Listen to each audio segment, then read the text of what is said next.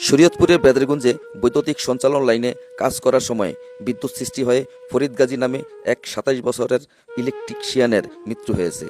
বুধবার সকাল ১১টার দিকে সখীপুর ইউনিয়নের আনু সরকারকান্দি এলাকার শাহজালাল সর্দারের বাড়িতে এই দুর্ঘটনা ঘটে। নিহত ফরিদ গাজী চরসেনসাস ইউনিয়নের গাজীকান্দি গ্রামের শামসুল গাজীর ছেলে। তিনি পেশায় ইলেকট্রিশিয়ান ছিলেন। স্ত্রী ও ২ মাস বয়সী একটি সন্তান রয়েছে। পরিবার জানান, সকালে সখীপুরে শাহজালাল সর্দারের বাড়িতে বৈদ্যুতিক লাইনে কেবল লাগাতে গিয়ে হঠাৎ বিদ্যুৎ পৃষ্ঠ হন ফরিদ। এ সময় অসাবধানতা বশত তারে স্পর্শ লেগে তিনি আহত হন।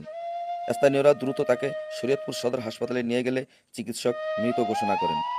সখীপুর থানা ভারপ্রাপ্ত কর্মকর্তা ওসি ফয়েজ আহমেদ জানান, এটি দুর্ঘটনাজনিত মৃত্যু বলে ধারণা করা হচ্ছে এবং থানায় একটি অপমৃত্যু মামলা দায়েরের প্রস্তুতি চলছে।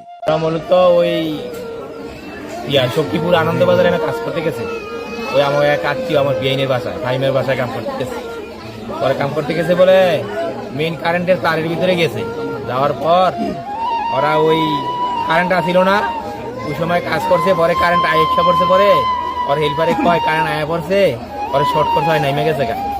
পরে ওরে বলে কইছে কারেন্টে শর্ট করছে, আমি নেমে গেছি, আপনি যায়েন না। ওই কথা কয়ে বাইক গেছে, ওই বিলে উপরে উঠছে, উঠতে কাম করতেছে কে রাবার ওটার ভিতরে প্লাজা ঢুকাইতাস।